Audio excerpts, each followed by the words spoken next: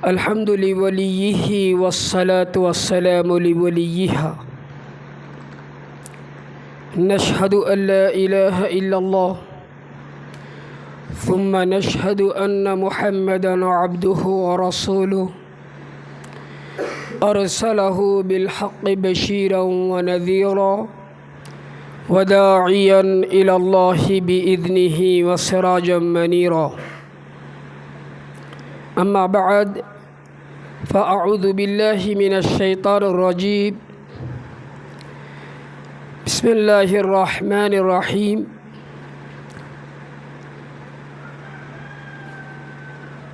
هل يستوي الذين يعلمون والذين لا يعلمون؟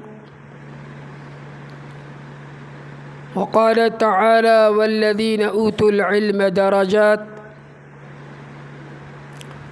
وقال تعالى: فلولا نفر من كل فرقة طائفة ليتفقهوا في الدين ولينذروا قومهم إذا رجعوا إلى آخر الآية.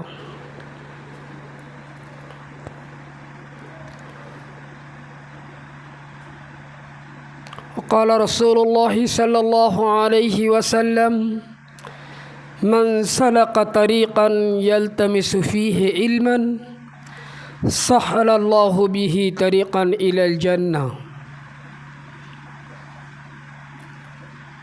قال عليه الصلاة والسلام: طلب العلم فريضة على كل مسلم، وفي رواية المسلمة، أو كما قال صلى الله عليه وسلم.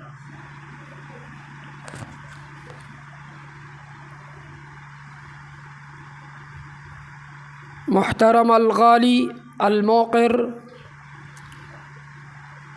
فضيلة الشيخ مدير الجامعة حفظه الله، والمعلمين المدرسة والمتعلمين في هذه الجامعة بدار العلوم، نشكر الله سبحانه وتعالى بمجيء هذه الجامعة وبزيارة هذه الجامعة، ثم نشكر الله سبحانه وتعالى ونشكركم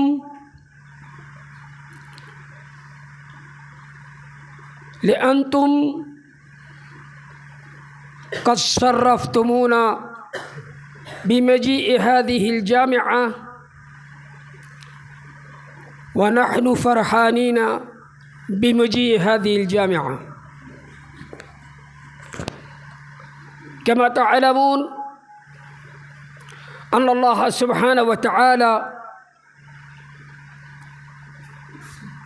أنزل القرآن لهداية الناس،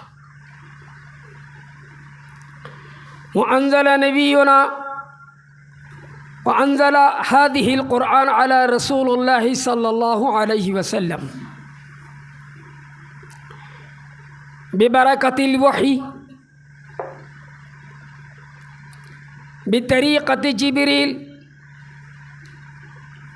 الذي جاء به، هذا نزل به روح الأمين. وهذا أكبر نعمة لجميع المسلمين الذين وجدوا هذا القرآن، ونحن من أمة محمد صلى الله عليه وسلم. وهذا القرآن لهداية الناس، فلازم للمعلمين والمتعلمين أن نتوجه على هذه الأشياء، لأن العلم نور، والعلم لا يتحصل إلا بالجهد، والعلم لا يأتي في حياتنا إلا بالإخلاص، وعلم لا يتحصل الذين يكون في حياتهم بالمعاصي كما قال إمام الشافعي رحمه الله حينما نسي قال للشيخ شكوت إلى واقع سوء حفظي أن الشيخ قد قال فأوصاني إلى ترك المعاصي فإن العلم نور من إلهي ونور الله لا يعطى لعاصي. أول شيء لو كان واحد يريد يتحصل بركة الوحي لازم يترك المعاصي ويتبع سنة رسول الله صلى الله عليه وسلم، لأن الناس كلهم يتوجهون إلينا ويشوفون في حياتنا هؤلاء الطلاب الذين يدرسون علوم الدين كيف كان حياته بالمشي وبالجلوس وبالشغل وبالأكل وبالنوم في أي مرحلة. فلازم نتبع دائما في كل فرصة في كل طريق سنة رسول الله صلى الله عليه وسلم. بدون اتباع السنة ما يتقرب إلى الله سبحانه وتعالى. بسبب هذا والله سبحانه وتعالى أعطى درجات الذين يتحصلون العلم، علم الوحي، علم نبوي،